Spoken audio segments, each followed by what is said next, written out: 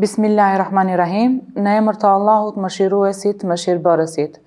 Të nderuar shikues të televizionit Koha, mirë se vini në programin ton të titulluar Mesazhe Ramazanit 2025, i cili organizohet nga Miftinia e Tetovës. Sot në emisionin ton kemi teologën e nderuar Elmedina Osmani, njëkohësisht edhe studente në Fakultetin e Shkencave Islame Shkup, me të cilën do të flasim për Ramazanin dhe marrëdhëniet ndërnjerëzore, me theks të veçantë për forcimin e lidhjeve familjare dhe shoqërore. E nderuar, mirë se keni ardhur. Mirë se ju gjeta dhe faleminderit për ftesën. Duke u bazuar në atë se Ramazani si muaj i dalluar mund të cilësohet edhe si muaj i familjes, a mund të na tregoni çfarë rëndësie kanë lidhjet familjare në Islam? Bismillahirrahmanirrahim, në emër të Allahut, mëshiruesit, mëshirbërësit. Selamet dhe salavatet qofshin mbi më të dashurin e njerëzimit, Muhammedin alayhi salatu wassalam. Assalamu alaikum wa rahmetullahi wa barakatuhu, paqja, mëshira dhe bekimet e Zotit qofshin mbi ju dhe familjet tuaja. Pasi sot jemi në një muaj të bekat, në muajin ku mëshira e Allahut është e pafundme dhe falja i ka dyert e hapura. Agjërimi është një muaj i cili na fton të reflektojmë, të përkushtohemi shpirtërisht. Dhe agjërimi nuk është një muaj i cili na ndalon vetëm nga ushqimi dhe nga pija, por agjërimi është edhe një muaj dhe është një kohë e cila na pastron zemrat tona, e cila na afron shpirtin me krijuesin ton.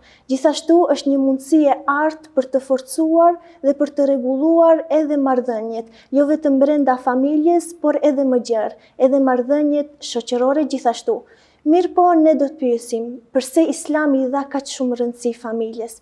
Pse Allahu xhaleshanuhu aq shumë e përmendi atë në Kur'an? Dhe pse kemi aq shumë hadithe të pejgamberit alayhi salatu wassalam, të cilat flasin mbi familjen? Familja është një sistem prej sistemeve më të vjetra, e cila arrin deri tek familja e Ademit alayhi salatu wassalam, e cila konsiderohet si bërthama e tërë shoqërisë. Familja, si në fenë islame, por edhe në fe tjera, konsiderohet si gurthemeli i shoqërisë. Për këtë arsye, edhe feja islame shpesh herë është fokusuar tek rëndësia e familjes dhe tek rëndësia e lidhjeve familjare, për shkak se familjen e konsideron si një kala mbrojtëse cila e ruan njeriun, sepse familja është vendi ku natyra njerëzore shprehet më së miri. Familja është vendi ku njeriu i realizon dhe i praktikon të gjithë vlerat më të mira dhe më të bukura, siç është dashuria, respekti, mëshira, toleranca, dëmshuria dhe shumë vlera tjera të bukura. Nëse shikojmë në Kur'an, ne mund të vërejmë se 1/3 e rregullave juridike të Kur'anit flet mbi familjen dhe flet mbi marrëdhënien të cilët familjarët duhet ta kenë me njëri tjetrin. Kur'ani tregon për ambientet e qetësisë, Kur'ani tregon për ambientet e prehjes shpirtërore, tregon për ambientet e dashurisë dhe mëshirës, dhe tërë këto ambiente të bukura dhe të mira i formon vetëm një sistem, i cili është sistemi i familjes. Dhe ky sistem është argument prej argumenteve të fuqisë, mëshirës dhe madhërisë së Allahut fuqiplot. Sistemi i familjes i vendos të drejtat e burrit, të drejtat e gruas, të drejtat e fëmijëve, të drejtat e të afërmve, dhe këto marrëdhënie nga aspekti juridik dhe moral janë të shpjeguara deri në detajet më të përsosura dhe kanë një ekuilibër të përsosur. Dhe e tërë kjo është bërë me qëllim që shoqëria islame dhe familja islame të ndërtohet në themele të shëndosha, pasi që siguria dhe qetësia, të cilat i na ofron një familje stabilizuar, janë vlera të jashtëzakonshme dhe janë vlera thelbësore për një familje islame. Lidhjet familjare nuk janë vetëm marrëdhënie të natyrshme biologjike, por ato njëkohësisht janë edhe detyrim dhe janë mënyrë për të arritur deri tek kënaqësia dhe deri tek bekimi i Allahut fuqiplot. Allahu i madhëruar ka urdhëruar në librin e tij, në Kur'anin famëlar, që njerëzit t'i mbajnë lidhjet familjare, që njerëzit të jenë të përkushtuar në familje, ku Allahu xhaleshanuhu në një ajet kuranor thot: dhe jepjuni të afërmve, të varfërve dhe udhëtarëve të drejtën e tyre dhe mos bëni shpenzime të tepërta. Çfarë ne kuptojmë nga ky ajet kuranor? Pra fillimisht Allahu xhaleshanuhu i përmend të afërmit. Pra fillimisht ne duhet të përkushtohemi tek familjarët tanë, tek të afërmit tanë nëse ato kanë nevoja dhe kërkesa. Gjithashtu Allahu xhaleshanuhu në një ajet tjetër kuranor ka thënë: adhurojeni vetëm Allahun dhe mos i shtoni askën në adhurim atij. Silluni mirë me prindërit dhe silluni mirë me të afërmit. Pra Allahu xhaleshanuhu në këtë ajet kuranor neve na tregon se fillimisht duhet besimi në Allahun xhaleshanuhu.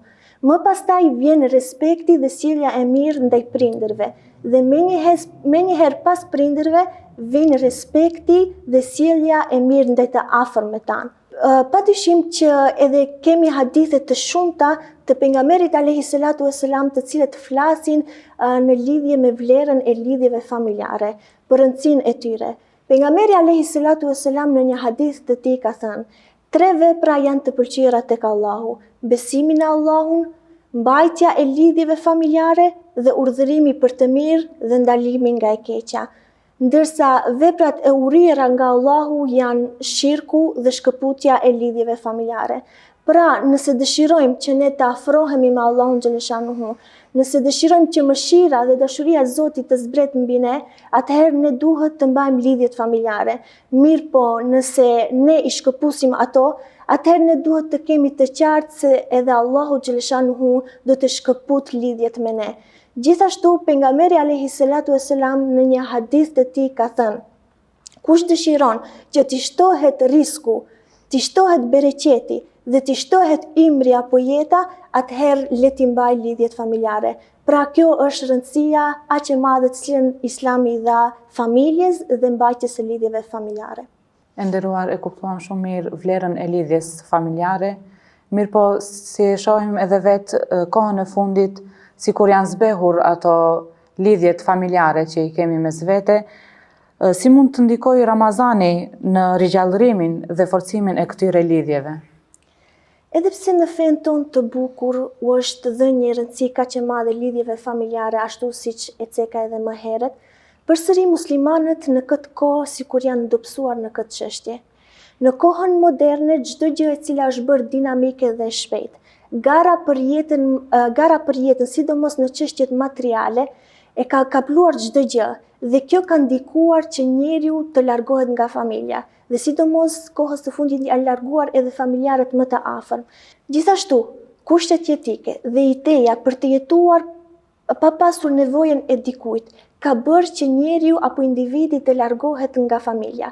Sot njeriu ka një ngarkesë të madhe dhe për shkak të kësaj ngarkese ai nuk ka kohë të mjaftueshme për të përkushtuar tek familja e tij, për të kaluar kohë të mjaftueshme me prindrit, me fëmijët, me familjen dhe me farefisin e tij.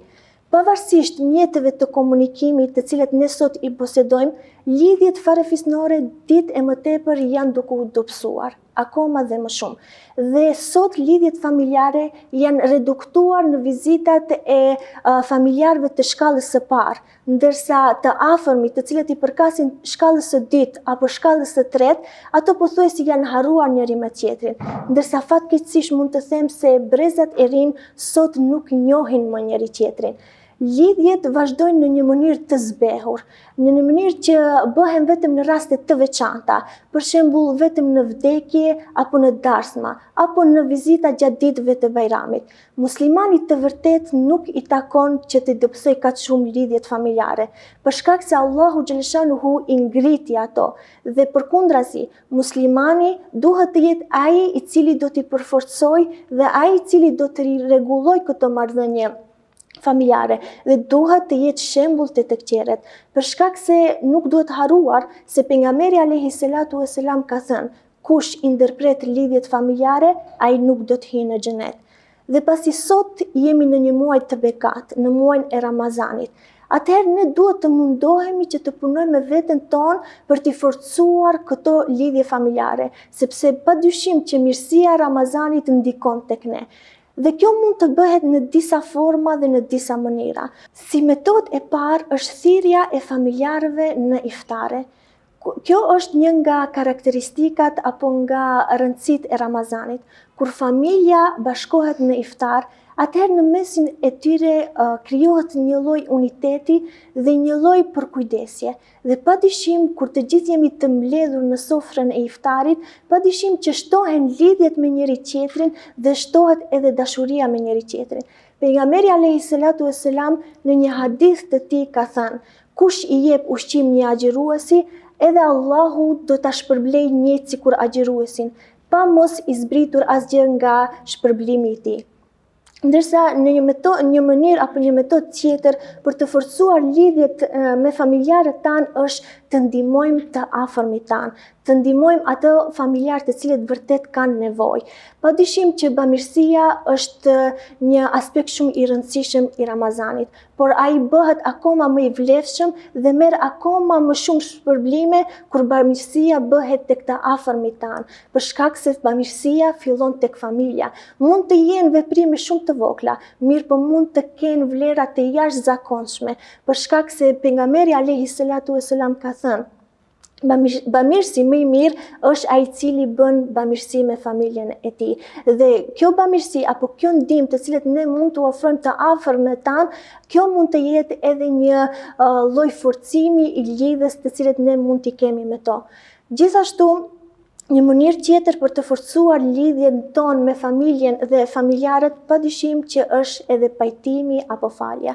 Shpesh ndodh që familjarët të kenë keqkuptime apo mosmarrveshje.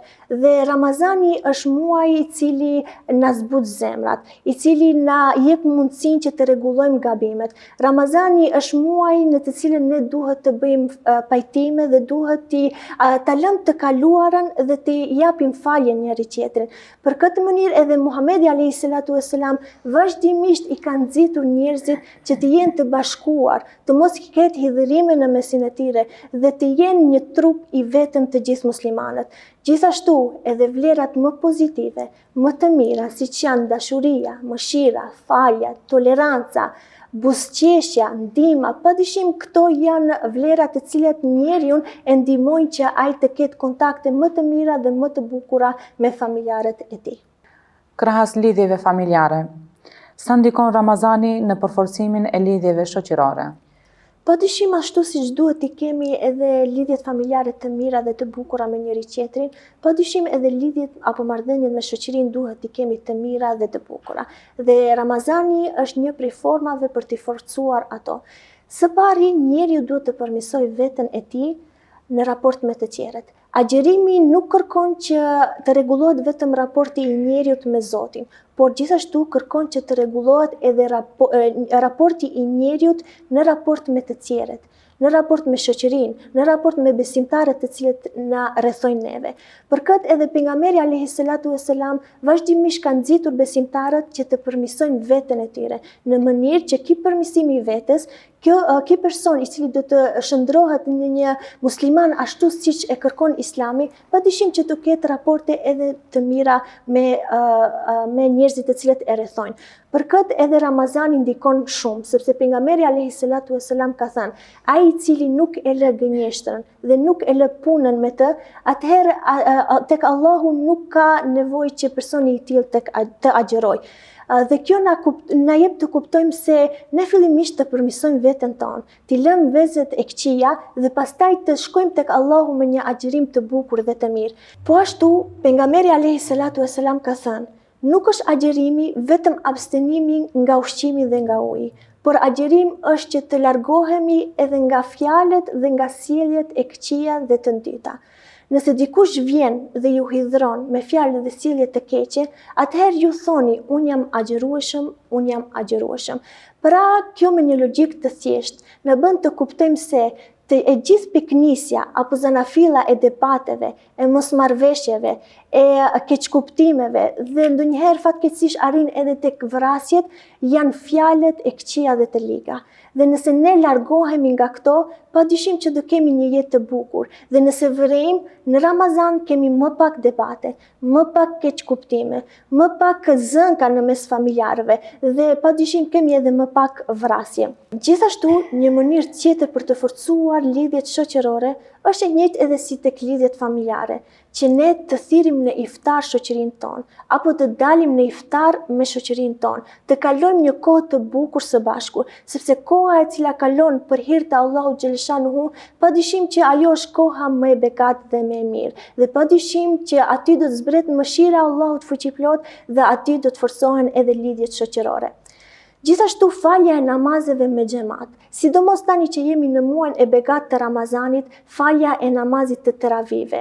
Kjo bën që besimtarët të lidhen në mes vete, besimtarët të forcojnë lidhjet në mes vete. Shpesh herë ne dëgjojmë nga të tjerët që thonë kjo është shoqja ime e xhamis. Pra krijohet një lloj lidhje dhe një lloj dashurie për shkak të faljes së namazit, të cilët ne e bëjmë me xhamat. Për këtë edhe pejgamberi alayhi salatu vesselam vazhdimisht i kanë nxitur njerëzit që të shkojnë dhe të falen me xhamat. Gjithashtu, Ramazani është koha kur ne u ndihmojmë të tjerëve. Mirë po kjo kur bëhet në Ramazan, nuk është vetëm një akt i thjesht bamirësie, por është një mision, për shkak se njerëzit bashkohen grupe të ndryshme të njerëzve, kategori të ndryshme të njerëzve, duke qenë të pasur, bashkohen të pasurit, pra bashkohen edhe të varfrit, që të ndihmojnë njëri tjetrin. Dhe padyshim që kjo edhe forcon lidhjet shoqërore dhe janë, domethënë, shkaqe të cilët njeriu e dërgojnë në përmirësimin e vetes, por edhe në përmirësimin e tij në raport me të tjerët. Për fund, cili do ishte mesazhi për shikuesit tanë? Për të kuptuar mesazhin tim, fillimisht dua të pyes: sa vlen një familje? A e kemi ndaluar ndonjëherë veten dhe ta pyesim me këtë pyetje? A e kemi kuptuar se familja nuk është thjesht gjaku që na lidh, mirë po ajo është streha jonë më e fortë. Aty është vendi ku zemra jonë gjet qetësi dhe shpirti jonë gjen ngrohtësi. Familja është dhurata më e madhe të cilën Allahu na ka dhënë. Është vendi ku ne u rritëm, është vendi ku ne hodhëm hapat e parë, është vendi ku për herë të parë ndjejmë dashurinë dhe mbështetjen. Mirë po, sa prej nesh e vlerësojnë këtë? Sa prej nesh mundohen që të mbajnë fort lidhjet familjare, duke mos i lënë që të dobësohen ato për shkak të kohës, distancës apo mosmarrveshjeve? Sa shpesh e kemi lejuar krenarin që të hi apo të ndërhi në raport me familjarët tanë? Sa shpesh kemi lejuar që një fjalë e thënë nga zemërimi, një keqkuptim i vogël, të bëhet një pengesë mes neve dhe familjarëve tanë? Sa herë kemi parë një të afërm i cili ka kaluar rrugës dhe kemi kthyer fytyrën nga ana tjetër? Por sot në këtë muaj të bekat, të pyesim veten: a ja vlen? A ja vlen të mbajmë gjithë këtë inat dhe zemërim në zemrat tona, kur Allahu na ka premtuar mëshirë nëse falim? Pejgamberi alayhi salatu vesselam në një hadith të tij ka thënë: mbani lidhjet familjare, ruani lidhjet familjare, sepse Allahu do t'ju ruaj juve, dhe mos i shkëputni ato, sepse Allahu do të shkëputë mëshirën e tij ndaj atij personi. Të nderuar besimtar, jemi në muajin e Ramazanit, në muajin ku kemi kohë për të rregulluar gabimet tona, në muajin që duhet zbutur zemrat, në muajin që duhet bërë hapin për të falur familjarët tanë. Mos të presim që të tjerët të vinë tek ne. Mos të themi, le të kërkoj ai i pari falje, por le ta bëjmë ne atë, sepse në ditën e gjykimit këto fjalë nuk do të kenë asnjë vlerë. Nëse keni ndonjë motër, vëlla, daj, xhaxha, hall, teze apo kush do qoftë ai person dhe nuk flisni me të, merreni sot telefonin dhe dërgojeni një mesazh të bukur. Nëse keni ndonjë të sëmurë, dhe të cilën nuk e keni vizituar prej kohësh, shkoni sot dhe takojeni atë. Nëse keni ndonjë gjysh apo gjyshe i cili pret për ta dëgjuar zërin tuaj, atëherë mos e lini që ai të pres akoma dhe më shumë. A dini se sa dhimbje ndjen një nën e cila e pret takimin me fëmijën e saj? A dini se sa lot derdh një baba i cili nuk i ka parë prej kohësh fëmijët e tij? Prandaj, ndoshta ky Ramazan mund të jetë edhe Ramazani i fundit i ndonjërit prej neve. Ndoshta herën tjetër nuk do kemi mundësinë dhe nuk do kemi fatin që t'i takojmë familjarët tanë. Dhe sa shumë do të kemi dhimbje nëse ne nuk u kemi kërkuar një falje, nuk u kemi dhënë një përqafim apo nuk u kemi dhuruar dashuri. Le të mos e lëm që të kaloj Ramazani pa pastruar zemrat tona nga urrëtia dhe i pa i mbushur ata me dashuri. Le të bëjmë paqe sot që Allahu të bëj paqe nesër me neve. Le të lutim Allahun fuqiplot që të na zbuz zemrat tona dhe të na forcoj lidhjet tona me familjarët. Amin. Ju faleminderit shumë për ndëgjimin. Ju faleminderit edhe juve për këshillat e vlefshme, si dhe juve të dashur shikues për durimin dhe vëmendjen tuaj. Deri në takimin ton të radhës, Esselamu alaikum wa rahmetullahi wa barakatuhu.